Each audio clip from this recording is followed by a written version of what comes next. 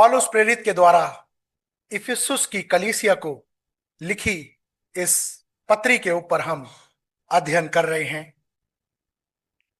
आज जो खंड परमेश्वर के वचन में से लिया गया है वो हमें इफिसियो उसका 3 अध्याय और 7 पद से लेकर 13 पद तक मिलता है। और आज इसी खंड पर हम अपने ध्यान को केंद्रित करेंगे। जब हम मसीही जीवन के बारे में बात करते हैं तो मसीही जीवन के साथ एक चीज जुड़ी हुई है। मसीह जीवन के साथ परमेश्वर की सेवकाई जुड़ी हुई है। अगर हम मिनिस्ट्री के बारे में बात करें तो जो सेवकाई है वो प्रत्येक विश्वासी की जिम्मेदारी है। Ministry is the responsibility of all Christians. Ministry is God's idea. जो सेवकाई है ये परमेश्वर का विचार है, परमेश्वर की सोच है। Ministry is God's plan. सेवकाई परमेश्वर की योजना है। परमेश्वर ने अपनी सेवकाई को उच्च प्राथमिकता दी है। लेकिन जब हम इस क्रिश्चियन मिनिस्ट्री के बारे में बात करते हैं तो असल में ये ministry of God, Christian ministry, असल में ये क्या है? यदि हम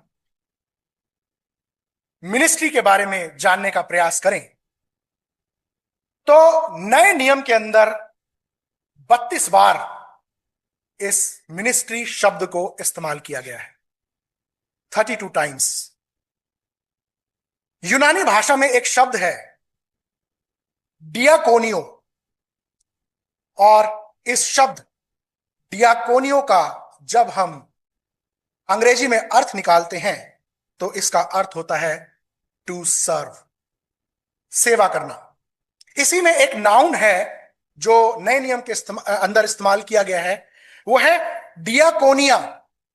और इस शब्द का जब अर्थ निकालते हैं तो इस शब्द का अर्थ निकलकर आता है ministry, service and support. Ministry का जो अर्थ निकलकर आता है वो है सपोर्ट, सहयोग। We support in the ministry of God. This is not my ministry, this is not your ministry, but we support God's ministry. हम परमेश्वर की सेवा को सपोर्ट करते हैं, अपना सहयोग देते हैं। असल में जो मिनिस्ट्री है वो सहयोग है। यहां पर एक और शब्द इस्तेमाल किया जाता है सेवकाई के बारे में, अगर हम बाइबल के अंदर देखें तो वो है डियाकोनोस, जिसका अर्थ होता है सर्वेंट, वन हु सर्व, जो सेवा करता है। आपने डीकन शब्द सुना है, डीकन। डीकन शब्द इसी डियाकोनोस शब्द में से निकलकर आया है, जिसका अर्थ होता है सेवा करने वाला, सेवक।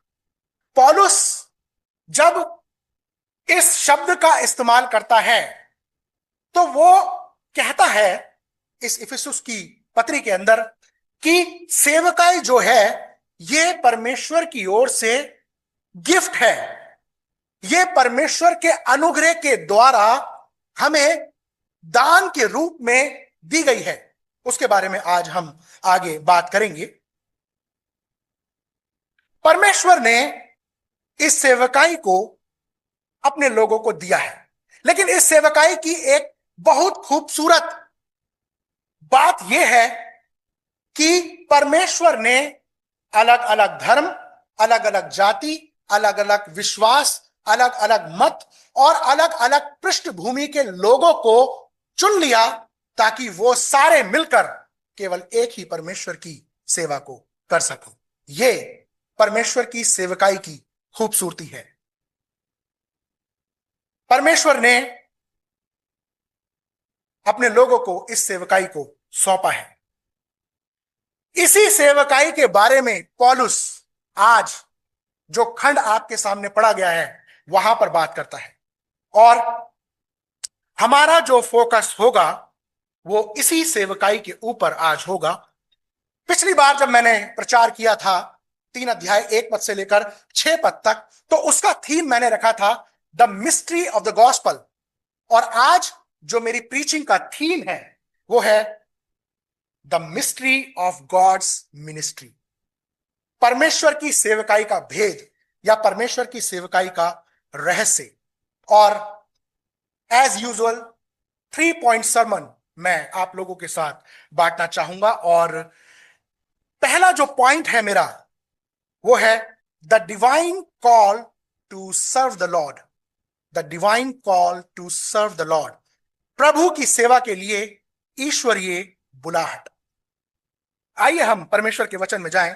3 अध्याय 7 पद, पौलुस यहां पर इस प्रकार से कहता है, मैं परमेश्वर के अनुग्रह के उस दान के अनुसार जो उसकी सामर्थ के प्रभाव के अनुसार मुझे दिया गया उस सुसमाचार का सेवक बना। हम इंग्लिश में भी पढ़ लेते हैं। इंग्लिश स्टैंडर्ड वर्जन में इस प्रकार से लिखा है, of this gospel I was made a minister according to the gift of God's grace which was given me by the working of his power. और पौलुस यहां पर अपनी सेवकाई जो परमेश्वर ने उसको सौंपी उसके बारे में यहां पर लोगों के ध्यान को लेकर आना चाहता है। आखिर वो क्यों अपनी जो परमेश्वर ने उसे अपनी सेवकाई के लिए चुना है उसके बारे में क्यों बात कर रहा है, क्यों बता रहा है कि मुझे परमेश्वर ने सुसमाचार की सेवकाई के लिए चुना है। वो इसलिए यहां पर अपनी सेवकाई के बारे में बात कर रहा है क्योंकि वो इस मिनिस्ट्री, इस सेवकाई की गहराई को लोगों को बताना चाहता है। आज बहुत सारे लोग सेवकाई करना चाहते हैं, ये बहुत अच्छी बात है, लेकिन इस सेवकाई की गहनता को, इसकी गहराई को समझना बहुत ज्यादा जरूरी है। और उसी के बारे में पौलुस यहां पर बात कर रहा है। और वो इस बात को कहता है कि मैं परमेश्वर के अनुग्रह के उस दान के अनुसार जो उसकी सामर्थ के प्रभाव के अनुसार मुझे दिया गया उस सुसमाचार का सेवक बना। वो यहां पर बताता है कि मेरा जो चुनाव हुआ है यह परमेश्वर के अनुग्रह के द्वारा हुआ है। और हर एक मिनिस्टर, हर एक सेवक, चाहे वो चर्च में सेवा कर रहा है, किसी भी तरीके से किसी भी मिनिस्ट्री के अंदर वो सेवा कर रहा है, चाहे वो किसी इवेंजलिकल वर्क, इवेंजलिकल मिनिस्ट्री के साथ जुड़ा हुआ है, चाहे वो डोर टू डोर इवेंजलिज्म कर रहा है, चाहे वो किसी संस्था के साथ जुड़कर काम कर रहा है, उसे परमेश्वर ने अपने अनुग्रह के द्वारा चुना है। और पौलुस भी यहां पर इसी बात को बताना चाहता है कि परमेश्वर ने मुझे अपनी सेवकाई के लिए चुना है और यह उसका अनुग्रह मुझ पर हुआ है। वो जब अपनी सेवकाई के बारे में बात करता है तो वो अपनी टेस्टमनी भी देता है। यहां पर नहीं, अगर हम 1 तीमुथियुस उसका 1 अध्याय और उसके 12 पद में पढ़ें तो वहां पर वो अपनी सेवकाई के बारे में बताता है और बताता है कि किस प्रकार से उसका चुनाव हुआ। यहां पर लिखा है 1 तीमुथियुस उसका 1 अध्याय 12 पद में वो इस प्रकार से कहता है, मैं अपने प्रभु मसीह यीशु का जिसने मुझे सामर्थ दी है धन्यवाद करता हूं कि उसने मुझे विश्वास योग्य समझकर अपनी सेवा के लिए ठहराया। मैं तो पहले निंदा करने वाला, सताने वाला, अंधेर करने वाला तथा था, तो भी मुझ पर दया हुई क्योंकि मैंने अविश्वास की दशा में बिन समझे बूझे ये काम किए थे और हमारे प्रभु का अनुग्रह उस विश्वास और प्रेम के साथ जो मसीह यीशु में है बहुतायत से हुआ। वो यहां पर कहता है कि मैं इस योग्य नहीं था कि परमेश्वर की सेवा को कर सकूं क्योंकि मैं तो मसीह लोगों को दुख देने वाला था, उनको सताने वाला था, उनको मार डालने वाला था, लेकिन तो भी परमेश्वर का अनुग्रह मुझ पर हुआ और मुझे सुसमाचार की सेवा के लिए चुना गया है। आपको जो लोग परमेश्वर की सेवा कर रहे हैं, आपको परमेश्वर ने चुना है और परमेश्वर का अनुग्रह आपके ऊपर हुआ है। आपको उस अनुग्रह और उस चुनाव को समझने की आवश्यकता है। दूसरी चीज यहां पर वो एक और चीज कहता है, वो कहता है, अगर हम उसी खंड में दोबारा वापस आए, अपना इफिसियो उसका 3 अध्याय और 7 पद में, वो कहता है, मैं परमेश्वर के अनुग्रह के उस दान के अनुसार जो उसकी सामर्थ के प्रभाव के अनुसार मुझे दिया गया है। वो कहता है कि उसकी सामर्थ के अनुसार मुझे दिया गया है। ये कौन सी पावर की बात यहां पर पौलुस कर रहा है? ये कौन सी सामर्थ के द्वारा उसको ये सेवकाई सौंपी गई है? वो उसी सामर्थ के बारे में बात कर रहा है जिस सामर्थ के द्वारा परमेश्वर ने उसे मरे हुओं में से जीवित किया है। उसी सामर्थ के द्वारा इसको सुसमाचार की सेवा को सौंपा गया है।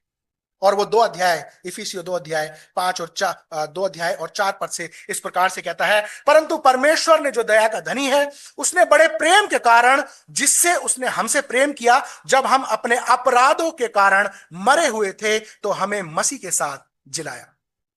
ये जो सेवकाई इसको सौंपी गई है, ये सेवकाई उसी सामर्थ के द्वारा इसको मिली है जिसमें से आपको और मुझे और पौलुस को मरे हुओं में से जीवित किया है।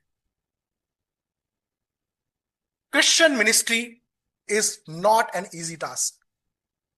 परमेश्वर की सेवकाई आसान नहीं है। जो लोग सच में परमेश्वर की सेवकाई को कर रहे हैं, उनको दुख पहुंचाया जाएगा। क्यों दुख पहुंचाया जाएगा? क्यों इनको इतनी पीड़ा और इतने दुख का सामना करना पड़ेगा इस सेवकाई के अंदर? क्योंकि वो उद्धार के सुसमाचार को लोगों को बांट रहे हैं। पौलुस इस बात को कहता है, of this gospel I was made a minister according to the gift of God's grace which was given me by working of his power. Of this gospel, इस सुसमाचार के कारण आज बहुत सारे पास्टर्स पीटे जाते हैं, उनको अपमानित किया जाता है, उनको जेलों में डाला जाता है, उनको उनके खिलाफ षड्यंत्र रचे जाते हैं, उनके साथ बदतमीजी से पेश आया जाता है। आखिर क्यों उनके साथ ऐसा हो रहा है? क्योंकि वो उसी उद्धार के सुसमाचार को लोगों तक पहुंचा रहे हैं जिसके द्वारा लोग अनंत जीवन को प्राप्त करेंगे। ये सेवकाई आसान नहीं है। Sometimes we lose hope, sometimes we give up. कई बार जीवन के दुखों में, जीवन की परेशानियों में हम गिव अप कर देते हैं, हम हार मान लेते हैं। जब जीवन में बीमारियां आ जाती हैं, जब हमारे जीवन की समस्याएं ठीक नहीं हो रही होती, तो हम दूसरे मार्ग को चुनने का प्रयास करते हैं। हम सोचते हैं कि आखिर क्यों मैं प्रभु में बना हुआ हूं या बनी हुई हूं, मैं क्यों इस सेवकाई से अलग नहीं हो जाता? इसी सेवकाई के कारण तो मेरे जीवन में ये दुख आ रहे हैं। जो इस पत्र को लिख रहा है वो अपनी पीड़ाओं का जिक्र करता है, और उसकी पीड़ाएं कोई छोटी मोटी पीड़ाएं नहीं थी। अगर हम 2 कुरिन्थियों उसका 11 अध्याय 33 पद से पढ़ें, 15 पद से पढ़ें, तो वहां पर वो अपने दुखों के बारे में बात करता है। और वो इस प्रकार से अपने दुखों के बारे में बात करता है कि मैं अधिक परिश्रम करने में, बार बार जेल जाने में, कोड़े खाने में, बार बार मृत्यु के जोखिम में, 5 बार मैंने यहूदियों से 39 कोड़े खाई हैं, 3 बार मुझे बेंतें मारी गई हैं, 1 बार मुझे पथराव किया गया, 3 बार जहाज टूट गया, मैं मरने से बच गया, रात दिन समुद्र में मैंने काटा है, मैं बार बार यात्रियों में, नदियों के जोखिम में, डाकुओं के जोखिम में, समुद्र के जोखिम में, अपने भाइयों के खिलाफ जोखिम में, परिश्रम कष्ट काटने में, भूख प्यास में, बार बार जागते रहने में, जाड़े में, उघाड़े में, और अन्य बातों को छोड़कर मैं उनका वर्णन भी नहीं करना चाहता। इतने दुख मैं अपने जीवन में जीता हूं। और यह व्यक्ति जो इन सारी बातों को आपके सामने लिख रहा है, इफिसियों की कलीसिया को, खुद जेल में बैठकर परमेश्वर के अनुग्रह के बारे में बात कर रहा है। क्या आपने और मैंने इससे बढ़कर दुख अपने जीवन में जिया है? इस दुख को, जो पौलुस अपने दुख के बारे में यहां पर बात कर रहा है, क्या आपने और मैंने उस दुख को महसूस किया है? इतना दुख उठाने के बाद भी वो परमेश्वर के अनुग्रह और उसकी सुसमाचार की सेवकाई के बारे में यहां पर बात कर रहा है। हम सब लोग सेवकाई को तो करना चाहते हैं, लेकिन उसकी गहनता को नहीं जानना चाहते। एक धर्मशास्त्री है, उसकी कोट मैं आप लोगों के साथ शेयर करना चाहता हूं। वो कहता है, your greatest ministry will most likely come out of your greatest hurt. आपकी सबसे बड़ी सेवकाई संभवतः आपके सबसे बड़े दुख से निकलेगी। आपको अपने जीवन में दुख उठाना पड़ेगा। यू नो, बाइबल कॉलेज का मेरे जीवन में एक बहुत बड़ा फायदा जो मैं समझता हूं, वो ये है, बाइबल कॉलेज जाने का। जब मैं रॉ मटेरियल था, शुरू शुरू में जब मैं बाइबल कॉलेज में गया, ना मुझे बाइबल के वचन का ज्ञान था, ना मुझे सेवकाई के बारे में कोई ज्ञान था, ना मुझे सेवकाई का अनुभव था। मैं एक रॉ मटेरियल था। जब मैं वहां पर गया तो बाइबल कॉलेज के अंदर हमारे दिमाग में इस बात को बैठा दिया गया था कि जिस परमेश्वर की सेवकाई के लिए तुम यहां पर तैयार हो रहे हो, उसके लिए तुम्हें दुख उठाना पड़ेगा। और जब तुम्हारे जीवन में वो दुख, वो परेशानियां आए, तो तुम अपने आप से यह प्रश्न मत करना कि मेरे जीवन में दुख क्यों आ रहे हैं, क्योंकि मसीह के लिए तुम्हें दुख उठाने पड़ेंगे। You can not run away from persecution, suffering. You cannot run away from the problems, difficulties which you will face in your ministry. और उन्होंने इस बात को कहा कि उसी सेवकाई में जिसमें तुम्हें दुख उठाने पड़ेंगे, परमेश्वर की सामर्थ जिसने तुम्हें यहां भेजा है, वही उन मुसीबतों में तुम्हारी सामर्थ बन जाएगी। वही सामर्थ तुम्हें उन मुसीबतों से लड़ने में सहायता करेगी। प्रियो, परमेश्वर की सेवकाई आसान नहीं है, लेकिन जो लोग सचमुच इस सेवकाई को ईमानदारी के साथ करते हैं, परमेश्वर की सामर्थ उनके जीवन में कार्य करती है और उन्हें अंधकार की शक्तियां किसी भी प्रकार से नहीं रोक सकती।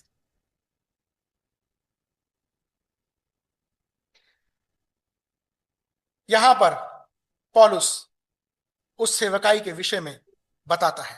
उसके बाद इस सेवकाई के अंदर जो सबसे महत्वपूर्ण चीज है जिसके द्वारा इस सेवकाई के अंदर सफल होया जाता है, वो उस बारे में जिक्र करता है। आइए हम फिर से उस खंड में जाएं। वो कहता है,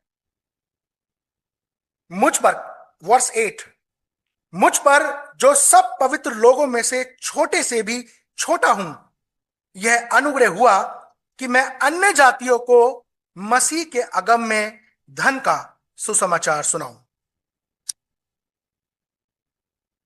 you know what is the first quality of servant of God? पहली जो क्वालिटी एक सेवक के अंदर होनी चाहिए, वो क्या है? पहली क्वालिटी एक सेवक के अंदर जो होनी चाहिए, वो है हम्बलनेस। यहां पर पौलुस कहता है, मुझ पर सब पवित्र लोगों में से छोटे से भी छोटा हूं।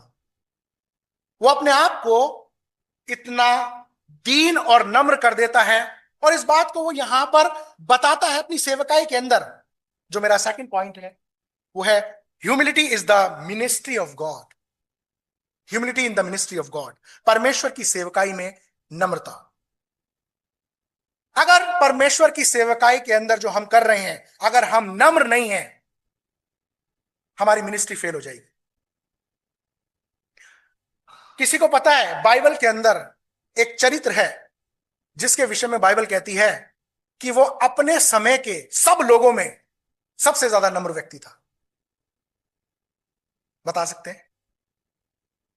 मूसा, and he was a great leader. उसके विषय में लिखा है कि मूसा, अगर आप नंबर्स गिनती की पुस्तक उसका 12 अध्याय उसके 3 पद में पढ़ें, लिखा है मूसा पृथ्वी भर पर के रहने वाले सब मनुष्यों में बहुत अधिक नम्र स्वभाव का था। मिनिस्टर, सेवक, लीडर, आपको नम्र होना बहुत ज्यादा जरूरी है। आपको, अगर आप अपने ऑफिस में लीडर हैं, आपके नीचे बहुत सारे लोग काम करते हैं, आपको नम्र होना जरूरी है। पौलुस यहां पर उसी नम्रता के विषय में बात करता है। अगर हम इस पौलुस के बारे में बात करें, जो इस बात को कह रहा है कि मैं सब पवित्र लोगों में छोटे में से छोटा हूं, अगर हम एंशियंट हिस्ट्री पढ़ें तो जो उस समय के स्कॉलर्स हैं, उन्होंने पौलुस को कहा ही वॉज अ ग्रीक स्कॉलर। इसे यूनानी, इब्रानी, अरामी, इसके अलावा और भी बहुत सारी भाषाएं आती थी। यह अपने समय का बहुत बड़ा विद्वान था। इस व्यक्ति के विषय में लिखा है कि व्यवस्थापक गैमलियल, उसके चरणों में बैठकर इसने व्यवस्था की शिक्षा को प्राप्त किया है। छोटा मोटा व्यक्ति नहीं है। अगर हम इसकी इसके बैकग्राउंड में जाएं, ये इब्री था, इसके पास रोम की सिटीजनशिप थी। हर किसी को नहीं मिलती वो। रोम की सिटीजन या तो पैसा देके खरीदी जा सकती है, या कोई व्यक्ति लंबे समय से रोम में रह रहा होता है तो वो अप्लाई करता तो उसको मिलती थी। रोमी लोग, जो रोमी लोग नहीं होते थे, उनके साथ बहुत बुरा बर्ताव करते थे। जब उनको पता चल जाता था कि इसके पास रोम की नागरिकता है, तो उसके बाद उसके साथ वो हलीमी का व्यवहार किया करते थे। छोटा मोटा व्यक्ति नहीं है ये, लेकिन वो इस पत्र में कहता है, मुझ पर जो सब पवित्र लोगों में से छोटे से भी छोटा हूं, यह अनुग्रह हुआ कि मैं अन्य जातियों को मसीह के अगम में धन का सुसमाचार सुनाऊं। पौलुस ने अपने आप को बहुत छोटा कर दिया, और वो केवल सेवकाई में ही नहीं, बल्कि पापियों में अपने आप को सबसे बड़ा मानता है। आज के समय में हम बड़े बड़े धार्मिक अगुओं को देखते हैं तो वो इस बात को कहते हैं, हम धर्मी हैं, सब लोग अधर्मी हैं, आप हमारे पास आओ, हम आपको धार्मिकता का मार्ग सिखाएंगे। लेकिन ये व्यक्ति इस बात को कहता है कि मैं इस दुनिया में सबसे बड़ा पापी मनुष्य हूं। अगर आप तीमुथियुस, पहला तीमुथियुस का 1 अध्याय और उसके 15 पद को पढ़ेंगे तो पौलुस वहां पर इस प्रकार से कहता है, यह बात सच और हर प्रकार से मानने योग्य है कि मसीह यीशु पापियों का उद्धार करने के लिए जगत में आया, जिनमें सबसे बड़ा मैं हूं। ग्रीक स्कॉलर, कई भाषाओं का ज्ञान रखने वाला व्यक्ति, व्यवस्था को बहुत अच्छे तरीके से उसकी शिक्षा को पाने वाला व्यक्ति, अपने समय का विद्वान, वो कहता है, I am very least of all saints. मैं सब लोगों में सबसे छोटा हूं, मैं सबसे बड़ा पापी मनुष्य हूं। पौलुस हम्बलनेस का एक बहुत अच्छा उदाहरण यहां पर हमें मिलता है। इसलिए यह व्यक्ति अपनी सेवकाई के अंदर सफल हो गया। यह कैसे सफल हुआ मैं आपको बताऊं। अगर यह सफल नहीं होता, बाइबल के अंदर सबसे ज्यादा पुस्तक लिखने वाला व्यक्ति यह ना होता। बाइबल के अंदर 13 किताबों को लिखने वाला यह व्यक्ति है। इससे पता चलता है कि ही वॉज अ सक्सेसफुल मिनिस्टर उस समय में, जिसके विषय में आज हम परमेश्वर के वचन में पढ़ते हैं। याकूब अपनी पत्री में 4 अध्याय उसके 10 पद में कहता है, humble your self before the Lord and he will exalt you. अपने आप को दीन करो तो वह तुम्हें शिरोमणि बनाएगा। लेकिन उसके बाद वो अब आगे जब इस खंड के आगे बढ़ता है तो अब वो सेवकाई के उस भेद को प्रकट करता है जो आज मेरी प्रीचिंग का थीम है। अब जब वो 9 अध्याय से आगे बढ़ता है, अब वो इस सेवकाई के भेद को अपने लोगों पर प्रकट करता है। किस प्रकार से? जो मेरा थर्ड पॉइंट है वो है the eternal purpose of God's ministry. ये इटर्नल पर्पस क्या है जिसके विषय में पौलुस यहां पर बात करता है, और वो उस भेद की बात को यहां पर प्रकट करता है। और एक बार फिर से वो आपके बारे में बात करता है, कलीसिया के बारे में बात करता है। आइए हम इफिसियो उसका 3 अध्याय और 9 पद से हम पढ़ें तो लिखा है, और सब पर यह बात प्रकाशित करूं कि उस भेद का प्रबंध क्या है जो सबके सृजनहार परमेश्वर में आदि से गुप्त था, ताकि अब कलीसिया के द्वारा परमेश्वर का विभिन्न प्रकार का ज्ञान उन प्रधानों और अधिकारियों पर जो स्वर्गीय स्थानों में है प्रकट किया जाए।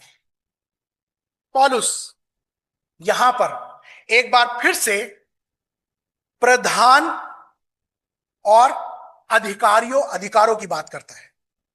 अगर हम 10 पद में पढ़ें तो वो लिखा है, वो कहता है, परमेश्वर का विभिन्न प्रकार का ज्ञान उन प्रधानों और अधिकारियों पर जो स्वर्गीय स्थानों में है प्रकट किया जाए।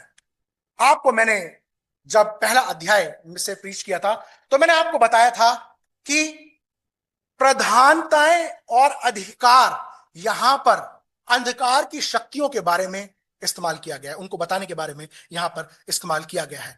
ग्रीक भाषा के अंदर जो रूलर शब्द है उसका जो ट्रांसलेट निकल कर आता है वो है ruler upon evil spiritual forces, और अथॉरिटी शब्द जो यूनानी भाषा में से निकल कर आता है वो है Prince of the authority of air, जो आकाश में जो अंधकार की शक्तियां हैं वो उसके बारे में यहां पर बात करता है। और वो कहता है कि परमेश्वर का विभिन्न प्रकार का ज्ञान जो कलीसिया को दिया है उसके द्वारा वो ज्ञान प्रधानों और अधिकारों के ऊपर प्रकट करे।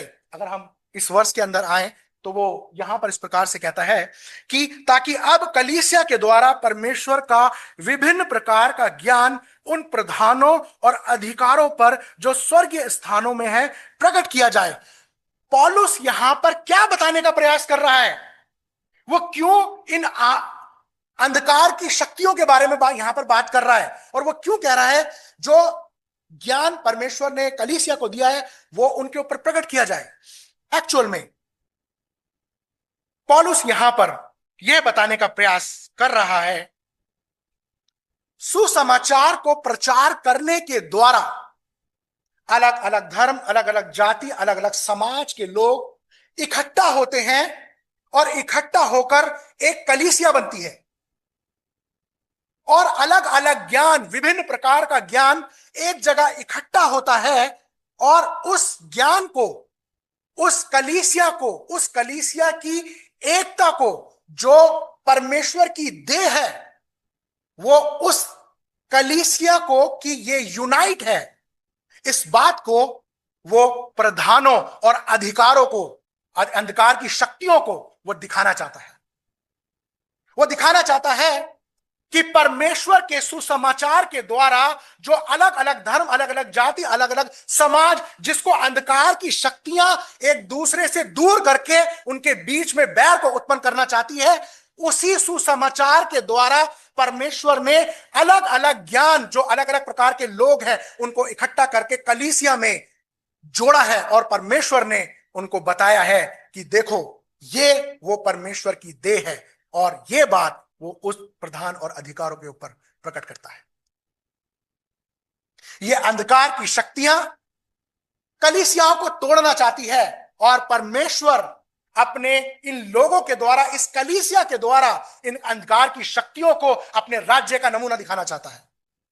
वो इस बात को कहता है कि ताकि अब कलीसिया के द्वारा परमेश्वर का विभिन्न प्रकार का ज्ञान उन प्रधानों और अधिकारियों पर जो स्वर्गीय स्थानों में है प्रकट किया जाए, ताकि वो इस बात को जान ले कि ये कलीसिया परमेश्वर की देह है। आज बहुत सारी कलीसियाओं को तोड़ा जा रहा है, कलीसियाओं को सताया जा रहा है। शैतान कभी भी नहीं चाहता कि लोग एक जगह इकट्ठा होकर परमेश्वर की आराधना करें। यह शैतान, ये इन अंधकार की शक्तियों की प्लानिंग है। वो किसी ना किसी प्रकार से आपको और मुझे इस चर्च के साथ जुड़ने में रोक उत्पन्न करेगा, और जो कलीसियाएं बनी हुई है उन्हें तोड़ने का प्रयास करेगा, क्योंकि वो परमेश्वर की देह है। यहां पर परमेश्वर का वचन इस बात को बताता है कि परमेश्वर का विभिन्न प्रकार का ज्ञान और उन प्रधानों और अधिकारों पर जो स्वर्गीय स्थानों में है प्रकट किया जाए। इस चर्च को दिखाकर परमेश्वर उन अंधकार की शक्तियों को का नाश करना चाहता है। कई बार हम परमेश्वर की आराधना को प्रायोरिटी नहीं देते हैं। मैं आपसे कहना चाहता हूं, आराधनाओं को मिस ना करें, प्रार्थनाओं को मिस ना करें। बेवजह और कामों को करने की बजाय कलीसिया में, सेवकाई में, परमेश्वर के कार्यों में जुड़ना जरूरी है। और परमेश्वर चाहता है कि लोग यूनाइट रहें, ताकि वो इन अंधकार की शक्तियों के ऊपर अपने ज्ञान को प्रकट कर सके। ये अंधकार की शक्तियां आपको परमेश्वर के साथ जुड़ने में रोकने का हर संभव प्रयास करेंगी, वो रोकने का प्रयास करेंगी। पौलुस यहां पर बताना चाहता है कि यही सुसमाचार का भेद है कि वो कलीसिया को स्टैब्लिश कर सके। इस सुसमाचार का विशेष पर्पस यही है कि एक यूनाइट कलीसिया स्थापित की जा सके। इसलिए वो 4 अध्याय और उसके 12 पद में इस प्रकार से कहता है, जिससे पवित्र लोग सिद्ध हो जाएं और सेवा का काम किया जाए और मसीह की देह उन्नति करे। इस सेवकाई के द्वारा, जो सुसमाचार की सेवकाई है, उसके द्वारा मसीह लोग उन्नति करें। यही परमेश्वर की सेवकाई का भेद है जिसको पौलुस यहां पर बताना चाह रहा है। This is the eternal purpose of God's ministry. वो एक मजबूत सामर्थी कलीसिया को स्थापित करना चाहता है और अंधकार की शक्तियों के सामने एक नमूना रखना चाहता है कि यह मेरी देह है जो मेरी आराधना करती है। This is the mystery of God's ministry. यही परमेश्वर की सेवकाई का रहस्य है जिसको परमेश्वर बनाना चाहता है। सेवकाई बहुत ज्यादा जरूरी है, लेकिन इस सेवकाई को करने से हर संभव आपको और मुझे रोका जाएगा। एक मिशनरी से मैं मिला देहरादून के अंदर। ये मिशनरी यूनाइटेड स्टेट अमेरिका से आए थे, और जब उनसे बात हुई तो उन्होंने बताया कि 50 सालों से वह मिशनरी, ही वॉज अराउंड 80 और 84 ईयर्स ऑफ उसकी एज होगी, 84 साल का वो बुजुर्ग था, लेकिन लग नहीं रहा था, बड़ा ही फिट था वो। उसने बताया कि मैं 84 साल का हूं, और उसने बताया कि 50 सालों से वो अफ्रीका के जंगलों में अपने परिवार के साथ सेवकाई कर रहा है।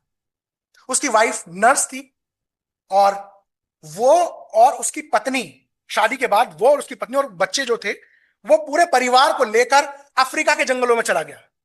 सोचिए, यूनाइटेड स्टेट ऑफ अमेरिका जैसे कंट्री को छोड़कर ये अपने पूरे परिवार को लेकर अफ्रीका के जंगलों में चला गया, आज से लगभग 50 साल पहले। अभी तो थोड़ा बहुत वहां पर डेवलपमेंट हो गया होगा, लेकिन 50 साल पहले आप सोच सकते हैं क्या स्थिति होगी। उसने वहां पर, जब वो वहां गया तो वहां पर प्रॉपर मुस्लिम कम्युनिटी थी, और दूर दूर तक जंगलों में केवल मुस्लिम ट्राइबल पीपल वहां पर रहा करते थे। उन जंगलों में वो वहां पर गए। उसकी वाइफ ने वहां पर लोगों को मेडिसिन और ट्रीटमेंट देना शुरू किया, क्योंकि आप अगर आज भी वहां जाएंगे तो वहां पर प्रॉपर ट्रीटमेंट लोगों को नहीं मिलता है। उसकी वाइफ वहां रही, वो लोगों को की बीमारियों को ठीक करती थी, दवाएं देती थी उनको, और उनको प्रॉपर ट्रीटमेंट देती थी, और उनका उनका देख रेख करती थी। और यह मिशनरी सुसमाचार प्रचार करता था। उसने बताया कि जब वो वहां गया था तो प्रॉपर मुस्लिम कम्युनिटी वहां पर रहा करती थी, लेकिन उसने बताया कि जहां वो रहा वहां से 150 किलोमीटर तक जितना भी एरिया था, वहां पर सब प्रभु यीशु मसीह के सेवक, प्रभु यीशु मसीह के विश्वासी बन गए, और वहां पर बहुत सारी कलीसियाएं स्थापित की गई। This is the ministry, this is the mystery of God's ministry. उसे क्या लेना था उन मुस्लिम लोगों से? This is the mystery of God's ministry, परमेश्वर का सुसमाचार सब लोगों के लिए। इसलिए पौलुस यहां पर कहता है कि यह अनुग्रह हुआ कि मैं अन्य जातियों को मसीह के अगम्य धन का सुसमाचार सुनाऊं और सब पर यह बात प्रकाशित करूं। नो ज्यू नो जेंटाइल्स, सब के लिए सुसमाचार को प्रचार करूं। This is the mystery of God's ministry, जिसको पौलुस यहां पर प्रकट करने का प्रयास कर रहा है। उसके बाद वो 12 पद में आता है और उस बार इस प्रकार से कहता है, 11 पद से मैं आपके सामने पढ़ूंगा। वहां लिखा है, उस सनातन मनसा के अनुसार जो उसने हमारे प्रभु यीशु मसीह में की थी, जिससे हमको उस पर विश्वास करने से साहस और भरोसे के साथ परमेश्वर के निकट आने का अधिकार है। इसलिए मैं विनती करता हूं कि जो क्लेश तुम्हारे लिए मुझे हो रहे हैं उनके कारण साहस ना छोड़ो, क्योंकि उनमें तुम्हारी महिमा है। इस सेवकाई को करने से पौलुस जेल में बंद है। पता है पौलुस जेल में क्यों बंद है? पौलुस इसलिए जेल में बंद है, एक्चुअली इसके लोगों ने इसे जेल में डाल दिया है, यहूदियों ने इसे जेल में डाला है। ये किसी के अंदर भेदभाव नहीं कर रहा था, ये सुसमाचार सबके लिए सुना रहा था। इसके यहूदी लोगों ने ही इसको षड्यंत्र रच के इसे जेल में डाल दिया। वो जेल में जाने से और दुख उठाने से रिग्रेट नहीं कर रहा, बल्कि वो कहता है कि इसलिए मैं विनती करता हूं कि जो क्लेश तुम्हारे लिए मुझे हो रहे हैं उनके कारण साहस ना छोड़ो, क्योंकि उनमें तुम्हारी महिमा है। वो यहां पर दूसरों के लिए सोच रहा है। मिनिस्ट्री क्या है? टू सर्व, दूसरों को परमेश्वर के बारे में बताना, दूसरों को आगे बढ़ाना, दूसरों की को परमेश्वर के वचन में आत्मिकता में आगे बढ़ाना। और उसी काम को करने से पौलुस दुखी नहीं है बल्कि खुश है। प्रियो, आपको परमेश्वर ने चुना है। जरूरी नहीं है आप पास्टर हैं, जरूरी नहीं है आप डीकन्स है, कन्वीनर है, आप किसी भी तरीके से किसी भी सेवकाई में जुड़े हुए हैं, चाहे वो प्रार्थना है, चाहे वो यूथ मिनिस्ट्री है, चाहे किसी भी मिनिस्ट्री में आप जुड़े हुए हैं। परमेश्वर का अनुग्रह आप पर हुआ है, इसलिए उसने आपको चुना है। और जो परमेश्वर चुनता है वो सामर्थ्य भी प्रदान करता है ताकि आप उस सेवकाई में सफल हो सके। इसलिए आइए हम सब मिलकर इस भेद को जो पौलुस ने परमेश्वर की सामर्थ्य के द्वारा हम पर प्रकट किया, उसी के अनुसार परमेश्वर की सेवकाई को पूरा कर सकें, और केवल अन्य जाति नहीं बल्कि सब पर इस सुसमाचार को प्रकट करने वाले हो सके। परमेश्वर इन वचनों के द्वारा हम सभी को आशीष दे।